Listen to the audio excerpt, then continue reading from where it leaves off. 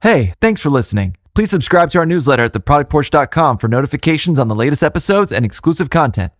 Because when we start saying, gosh, if we hit this magic milestone, if we take it from 6 points to 34 points, boom, we've got product market fit, folks. Every business I've either done on my own or been a part of, I've never found that magic measurement or point in time.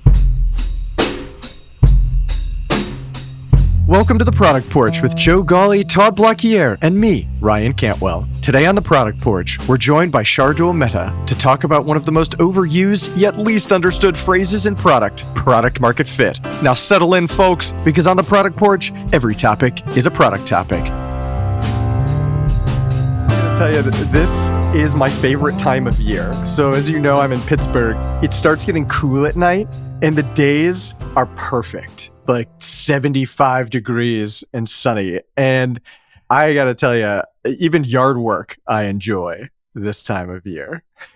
It's going to be 87 here in Milwaukee this weekend. And does it ever get that hot in Milwaukee? You know, people like to think that our neighbor is Santa Claus or that we live in igloos, but it gets really hot here in Wisconsin. Just see that, and Pittsburgh is really not that far away from us, Brian.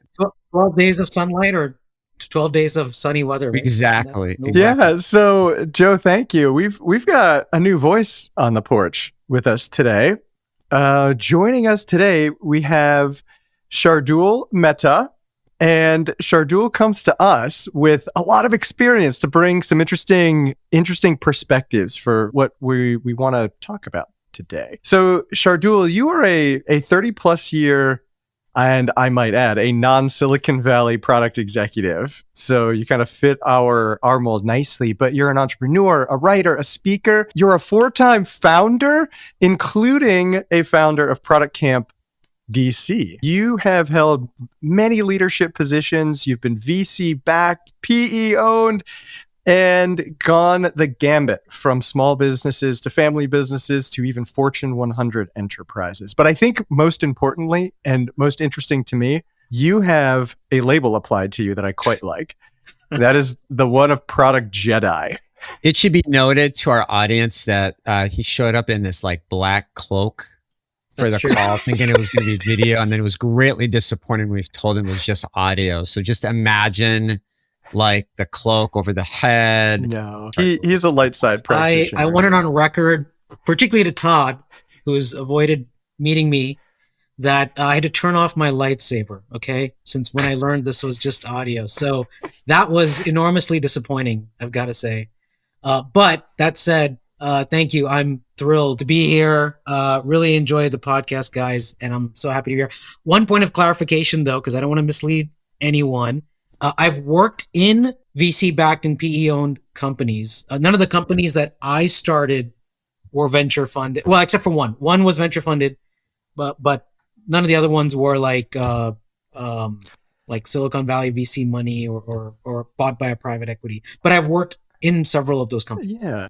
And Shardul, you have your website, the Street Smart Product Manager, that is adding thought to the product management community. And I really like that name, Street Smart Product Manager, because so many people I interact with in the product community, it seems like they accidentally find their way into product management and then learn by doing.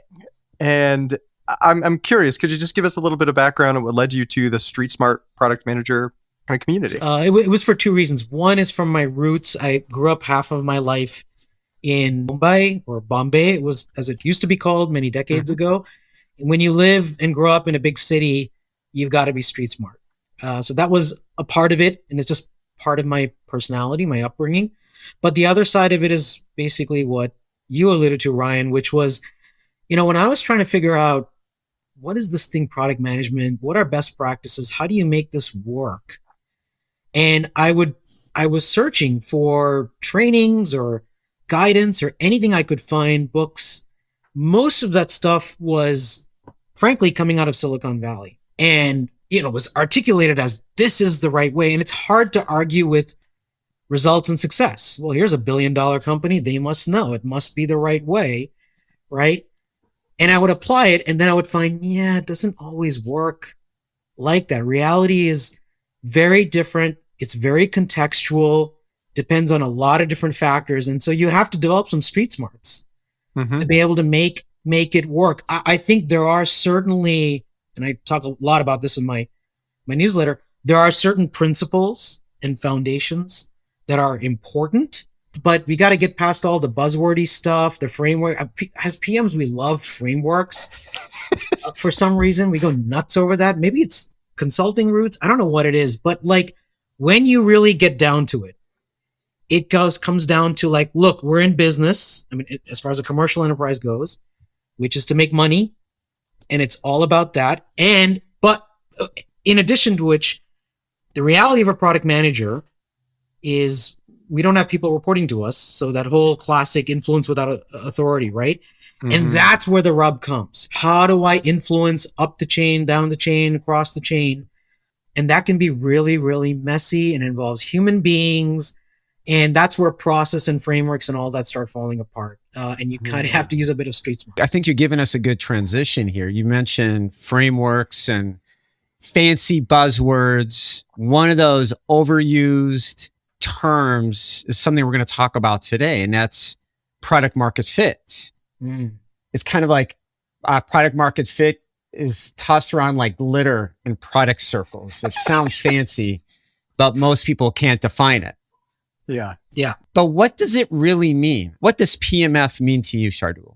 You know, I don't want to spoil the rest of our podcast here, but like, I don't know. I'm still trying to figure it out. So if somebody figures it out, then that's great. I mean, I think it's a very interesting concept. I get the intent behind it, right? Hey, we've come to this place where we can tell our product is successful, right? Like customers are buying it, revenue is coming in, customers like it, they keep buying it over and over. We're seeing the growth. The thing though is that I think what we get lost in, at least certainly in the PM community, but maybe even among startup founders, is like they're looking for some magic metric. Gosh, if we hit this magic milestone, or here's the one number to rule them all, and if we hit that, if we take it from 6 points to 34 points or whatever, boom, we've got product market fit, folks. We're good. We've achieved it. And I don't know, every business I've either done on my own or been a part of, I've never found that magic measurement or point in time where we're like, yep, we got it. So it feels more like I don't know if what the right word is, like a philosophical thing more than something that's actually measurable. And as a result, and this is the really important part, especially for product managers, is because we're trying to craft our strategy, our tactics, our actions based on something material. And that's where things become difficult, because when we start saying we got to achieve product market fit, or my favorite is like leadership comes to you and says, go figure out product market fit for this thing. It's like, what is that? What does that mean? So we start looking for that magic bullet, but we never get there. The magic bullet, you said the words that I was going to use, where it's this framework or concept of product market fit is just spouted off as, oh, just go do it. Just go do it. Yeah. Go get product market fit. Yeah. And all it does is go to Walmart and just buy it off the shelf. Yeah. And then there's no time spent on trying to understand, what does that really mean? Can I take a step back? Philosophically, product market fit is 3 questions, right? It answers, is it valuable? Is it viable? Is it feasible? If you can say yes to those 3, then you've achieved product market fit. Or I think Todd even uses the term, instead of, is it valuable? Is it desirable? Desirable. But it's, like in the pure academic sense of the term product market fit, it's really those 3 questions. That's kind of what the idea of product market fit is, right? Yeah. I mean, I think there's a couple of important things that I think you said there, Joe, which is, even those words you used, viable, feasible, what was that one? Desirable. Desirable. Or desirable. Again, I could pressure test. What does that mean? Right? Yeah. So the word that you use, academic, so it's a great academic thought experiment or exercise. But the other thing that got my attention that I think you hit the bullseye on is especially newer product managers, emerging product managers. This is where we do them a disservice because they start getting distracted. And now they're looking for a definition, a metric. And I think, like, at least what I like to talk about is to say, let's get past all that stuff, right? So when I say I'm still trying to search for the answer of what product market fit, I'm actually not, because I'm really more focused on what's really, really important. And, the things that we really want to be able to measure, especially for like an early product, right? It's not proven yet. Well, what does that mean? Well, does it have strong demand? Are people buying the product? When we say that, now that's measurable with a number of ways. Is the messaging and positioning correct, right? Are we tapping into a real problem for which people are willing to pay money? Is our pricing correct? So that's all on the product side. And then we get into the go-to-market side, which is, do we have the right sales funnel, sales process, distribution? There's a whole bunch of things related to that. Those things are measurable. It's not easy. It takes time, but those are measurable. And that's then when we start seeing those numbers and those metrics and those signals, that's when we start getting a better sense of like, yeah, you know what? Our product is getting traction in the marketplace. We're achieving this magical product market fit. So like I would encourage, especially like newer PMs, don't get distracted with trying to figure out product market fit. Go try and figure out like, how do we make this product actually successful in the marketplace with our target customers? And that's also, by the way, there's an important thing there I should add, which is, have we even figured out the right set of target customers? So Ryan, why do you think it matters so much for companies? Oh gosh, I think it matters, or it comes from a place more often than not where a company has been burned in the past, where they've picked a development project, they've brought it to life, they've put it in the world, and all of a sudden it didn't meet expectations commercially. Maybe a leader in the organization starts to ask questions around what could we do differently next time. They see the 3 words strung together, product market fit, and all of a sudden that's what they're going to do. We got it. I'm going to go tell my product managers, go get product market fit next time, and that'll fix everything. And that's kind of that magic bullet. But that doesn't mean it's the wrong solution. It's just, I think people don't know what to do with it as it becomes something that's easy maybe to understand theoretically, but difficult to do practically. So do you think this is where people get it wrong, where they treat it as a binary finish line? Like, hey, we found it. Yeah. I think that's the problem. Yes. Joe, like that's the question, or I think you've hit it, right? And it's not just true for newer PMs, but leaders get caught up in this as well. Like it's a finish line. Like if we just achieve product market fit, we're there. Yeah. And I think, as you said, markets change, whether I'm pre-revenue with a product or we're now, we've got 10 customers, but then the next thing is like, well, let's go from 10 to 100. Let's go from 100 to 1,000, so on and so forth. Well, in the midst of doing that, guess what? No one's stagnant. Customers' expectations change, markets change, realities change. So I don't know that it's a finished milestone where we can all say, I don't know if your listeners may not be able to hear. I'm sort of clapping my hands, or like dusting off my hands, right? It's Yeah. like, all right, we're done. We can all go home now and take a break, like Mic drop. Yeah. Yeah, because it was David Nash that introduced us to the concept of product market drift, where as soon as you think you have product market fit, it starts drifting away from you. That's great. I like that. It's like an untethered boat. It's just blowing in the wind. And I think that's true. It isn't a finish line. So where do you start? I almost would like to work through with you guys, and Shardul, I'd love to hear maybe some of your real experiences as you've kind of worked through some of these scenarios before. Let's talk about the beginning, like taking the first steps towards product market fit. Let's say we have an idea, like from the conception of that. What do we do first as product people? So every product starts with an idea. There's a concept. It may be well-formed, it may be ill-formed, whatever it is, your classic napkin idea.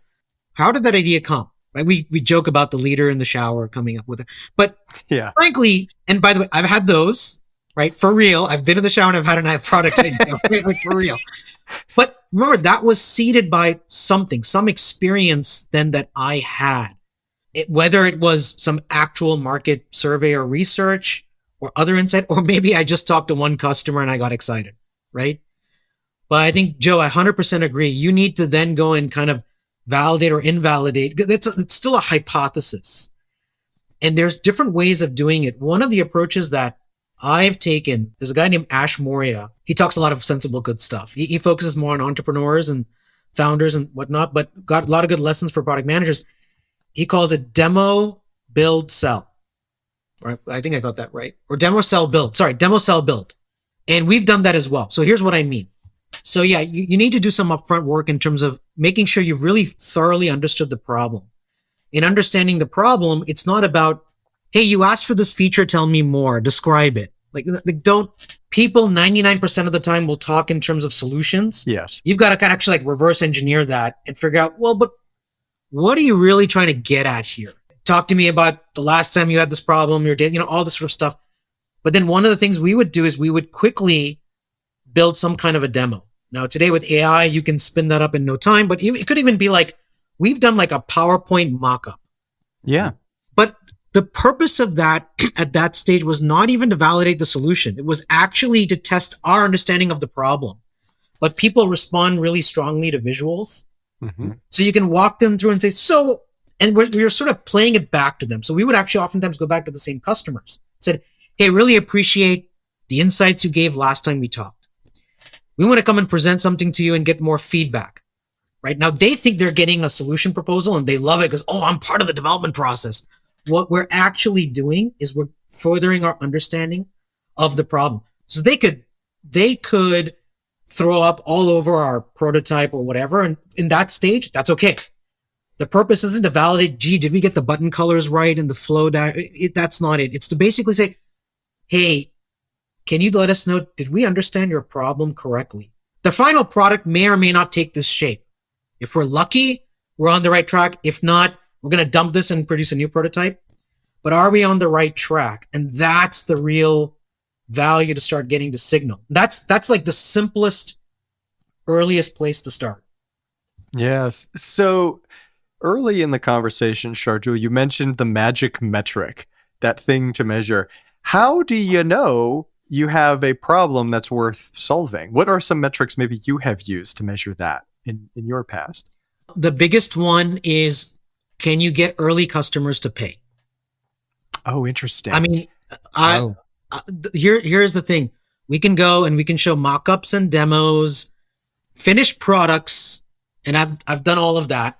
I've done PowerPoints to like, we invested, ashamed to say, millions of dollars in developing a product over 3 or 6 months, and it fell flat. But or maybe we got the head nod. This is great. I would absolutely use this. Yeah, 100%. But when time comes, like, would you pay? Would you actually pull out your wallet? Or even like, okay, even like, would you sign a letter of intent? Would you like give me some currency, some indicator to tell me you are actually willing to pay that?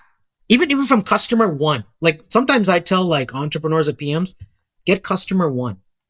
Can you even get customer? Now that may not be indicator of a broader market opportunity, but if you get 0, you don't have a problem worth solving. So if you don't mind me like stealing like even just 10 more seconds, there's a quick story I'd love to share. Please. I love sharing, which is, so I live in a single family home. Twice a week, I've got to roll out my trash can to the curbside. And I hate doing it. I mean, I don't know. I just hate doing that, but I'm the only one in the house. My wife won't do it. Our son never did it. Our daughter won't do it. I have to do it. Right. And I hate doing it. Now, if you came to me and said, Shardul, I'm willing to do this for you. I'll come every Monday night and every Thursday night, and I will open your garage, roll it out, and the next morning I'll come back and roll it back in after the garbage has been collected, right? Does that sound cool? I might be like, that's great. Pay me $50 a week. And I'll be like, no, I'm not going to pay you. Well, pay me $10 a week. No, I'm not going to pay you. Well, guess what? You're going to be doing if you do it, you're doing charity work, but you don't have a business. You don't have a product. Yeah.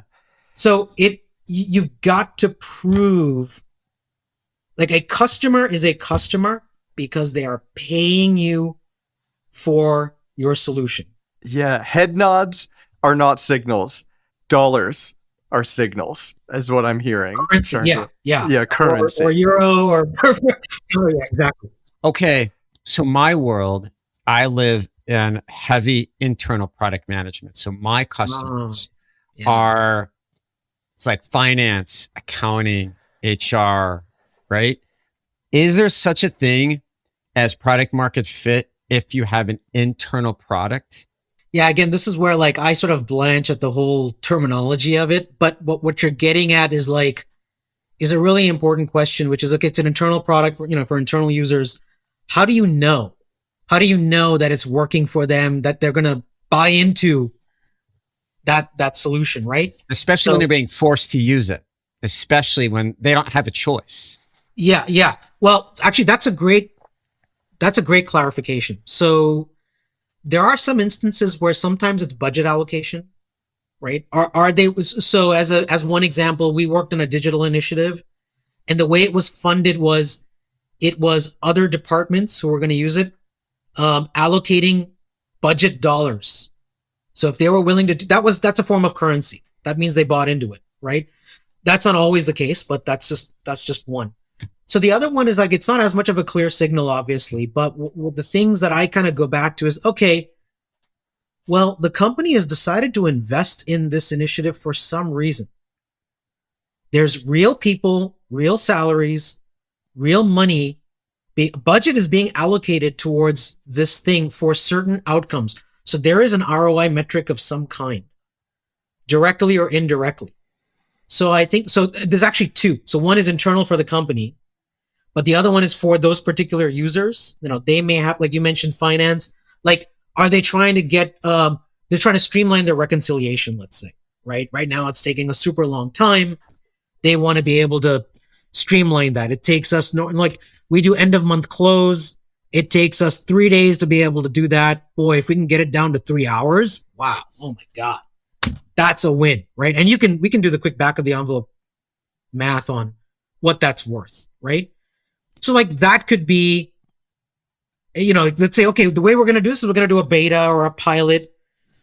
Do we get that metric or close to that metric? And then if those customers are like, yeah, this, then that's signal to continue going on further, right? What would be the next subsequent step to help you achieve towards, understanding whether or not you've product market fit? So after doing our prototype demos and all of that, we got a list of people who are accounts that were interested. And then once they sort of like, we got them to like basically send the equivalent of letters of intent, even if it was just an email, by the way, to our CEO saying, I'm bought into this product, which was great. Which was a great way, by the way, to get the budget approval. Then we had to deliver. And we set expectations. Hey, we are delivering to you a beta version. There's work to do. We set expectations. Hey, it's not going to have all 20 features, but it's going to have maybe the first 7 most important features that we agree on that you've told us. And we'll bring you along the way as we'll keep doing updates. Especially that's the whole classic technology adoption curve. If you can find those innovator or early adopter customers, they're very willing to go along with you on that journey. It's also, by the way, corollary, a great way to segment the market in terms of if I'm going after this broader market, who are those early adopters versus the broad market? Oftentimes what we get caught up in is we're trying to solve day one for the broad market. Yes. And that's a really high, expensive bar to go for day one. So this actually allows you to take both a more strategic approach, a more measured approach. And again, it can vary business to business, but in some cases, you are actually bringing revenue in, or if it's a short of revenue, very early clear signals from the market that, yeah, you're either on the right track or, you know what, we've hit stop. This is just either it's not a product that's going to sell, or, Ryan, I think you talked about this earlier at some point, like we've got early traction with early adopters, but it's just never going to scale. We get to that point where we want to scale. Yeah. It's not going to scale because it's just not a broader market opportunity. So then we have to decide, does it just become a small play or do we just abandon the product? Yeah. And I think what you're talking about here is a common trap that I've seen people fall into, Shardul, where they look at that target like they want to go slay the dragon, the big market where everybody lives. And they lose sight of, how do I get traction in small pieces and build up to that to make me more successful, or even allow me to make better decisions? Because it's like if I was at New York City, I got in a boat and I said, I am going to shove off once and try to hit a specific city on the west coast of Africa. And if I do that once early on, I'm going to miss, because I might be a little off at the beginning, but I'm going to be way off at the end. Where if I'm able to take small steps and look to see, okay, am I in the right spot? Are there people kind of starting to use my product, giving me feedback that I can learn from and react to? I can make course corrections along the way. Think big, act small. Think big. Right? Think big, act small. I mean, and that's really important. What you're saying is because, by the time you get to the broader market, they're expecting a fully complete, reliable product. Yeah. But it takes a lot to get there, whether you're building a small little app or an enterprise grade platform, whatever it is. You need those early signals, which come from the market, from those early customers, to tell you you are on the right track or you're not. And that is not just, and this is really important for product managers also, and it's not just features. It is your pricing. It is how you are messaging and communicating to the market. It is your sales model. The sales model that might work for the smaller early market may not work when you get to scale, right? At that point, maybe you're looking at broader distribution or something. So you need to test and prove those things out step by step all along the way. So I love your analogy about if we're trying to swim or sail the ship all the way to west, tankers do it now, but because it's been proven out. Yeah. It's not, but if we were doing it from day one, that's a really bold enterprise to do. The last thing we want to be is like the Titanic, which hits an iceberg because we're stupid. And, seriously, right? That was so tragic. So yeah, think big, act small. And so all of us have worked for impatient leaders. No, those don't exist, Joe. They don't exist. How do you overcome some of this impatience? How do you overcome some of the ego or fear or pressure that comes from leadership? So the first thing I want to acknowledge here is that how real that pressure is for product managers. Totally. It is intense, especially when the only way to be successful is to be deliberate, do research, learn things. When in direct conflict with that is an organization looking at you to say, we need to make a decision so we can move quickly. So it's finding that balance. How we deal with it, I think it ties into some of this conversation here, is what is the least amount I can learn today to allow me to take the next step in that journey? Or what signal could I get that prevents me from just making too risky an assumption, quite frankly? It's a really great question. It's very real because it gets to feelings and emotions and pressures and stress. Which strangely doesn't get acknowledged, I think, as much in the product management community. More should be talked about it. There's also reality to acknowledge that part of it comes because leaders are under tremendous pressure. So I'm not trying to make an excuse, but having been sitting in that chair, there is a tremendous amount of pressure to show traction and success. And look, just to be blunt, whatever the product manager is dealing with, scale it up by 10 or 100. And that's what the leader is dealing with. Oh, yeah. And as you go higher, if you're a chief product officer, and I know many of them, burnout is a real concern among that community. Okay. So, you are trying to show very large scale impact. There's a tremendous amount of pressure from you, from the CEO, founder, other executives, the board, investors, whatever. And you just want wins, right? Mm-hmm. I think, though, there is a responsibility, that said, among leaders to be candid with PMs.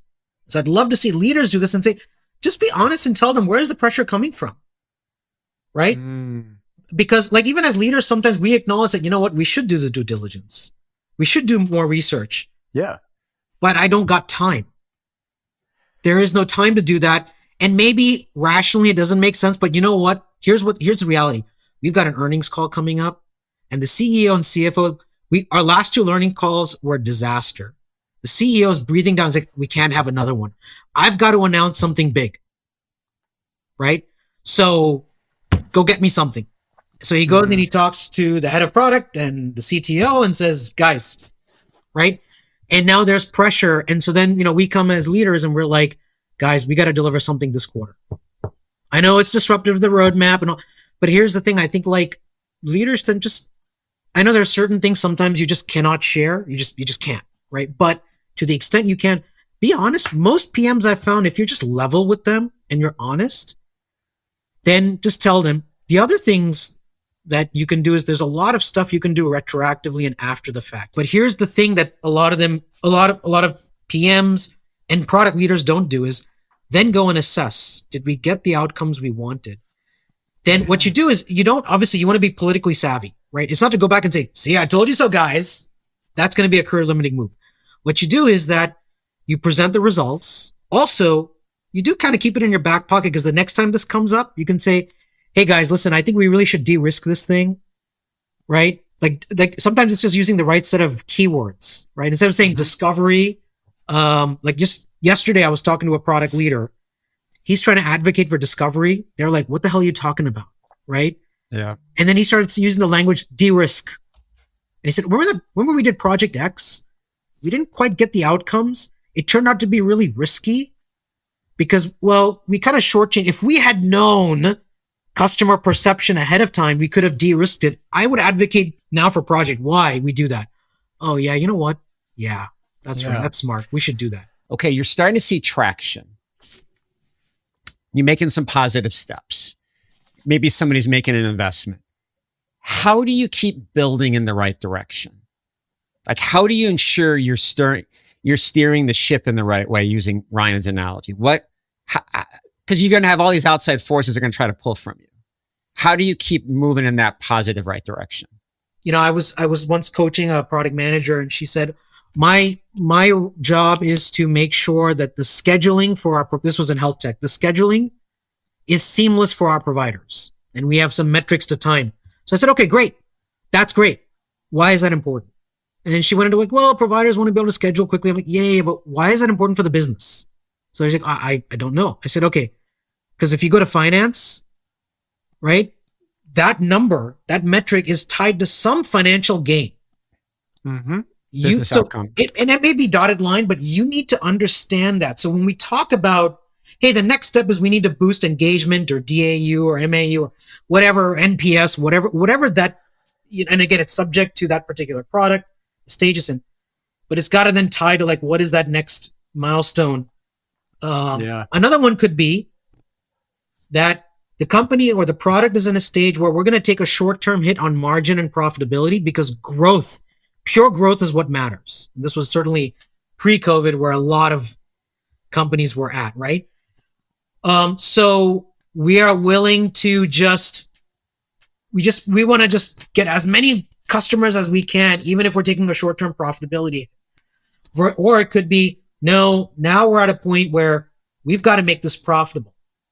So maybe the next milestone is not just in terms of like maybe building features to get more customers, but also like we got to get scalability. If I were to describe product market fit as a feeling, it's not nirvana of we did it, like product market fit. No, it's just this progression of like little piece and little piece. And I'm seeing this like signal here and another little signal here. And I keep going down the paths that look brightest to me. Joe, I know you like using baseball analogies. So I'll use a football one, American football. Yes. It's sort of like we started the game and our first drive, we scored a touchdown and we are super pumped. Oh my God, we got a touchdown. That is awesome. We are rocking, right? And then you realize there's still 55 more minutes to play. Yeah. Right? We're not done. That's when the coaches are like, guys, great job. Great start.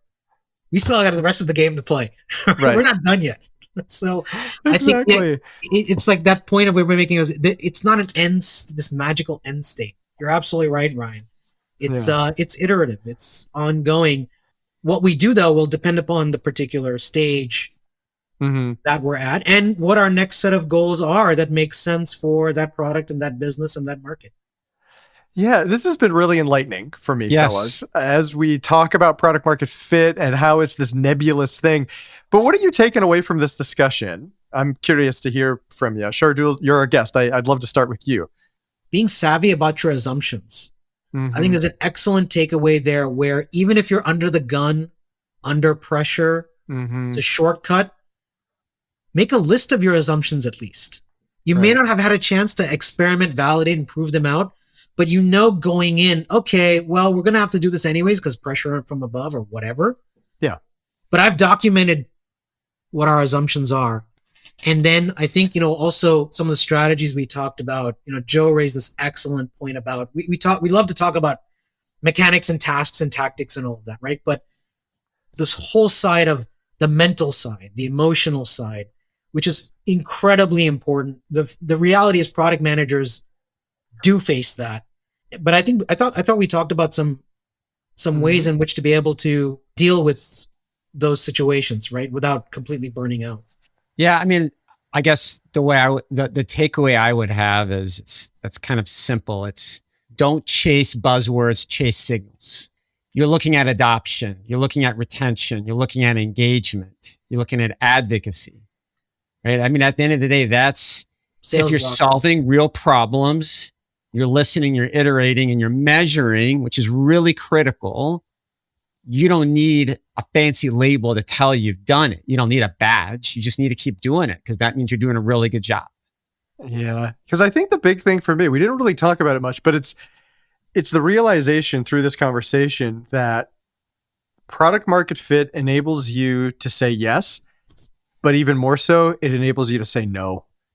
This isn't the right place to go. So there's two sides to the equation. And don't fall into the trap of falling in love with an idea and then trying to shoehorn it saying, I think we've got product market fit here. That's not its purpose. Its purpose is actually to pressure test something, not to confirm what you think you know. And don't fall into the sunk cost fallacy, right? Yeah. Well, we've already invested so much time, effort, money in it, so now we got to make it work. It's like, actually, no. If we're getting a signal it's not working, let's abandon it now and reapply those resources to something more profitable or valuable. Exactly. Better we find that out sooner than way later. Yeah, 100%. Yeah, well, fellas, I got to tell you, this has been so much fun talking about product market fit, one of the big philosophies out there. But Shardul, thanks for joining us on the porch. Yeah, thank you, Shardul. We'll have to have you back sometime. Yeah, this was a lot of fun. It was great. I appreciate it, guys. Thanks. Have a great night, fellas. Thank you for joining us on the Product Porch. We release new episodes every 2 weeks. You can also find us on LinkedIn for more content. We offer a special thank you to AJ and Jack Block here for the music. The views and opinions expressed by the hosts of this podcast are their own and do not represent nor necessarily reflect those of their employer.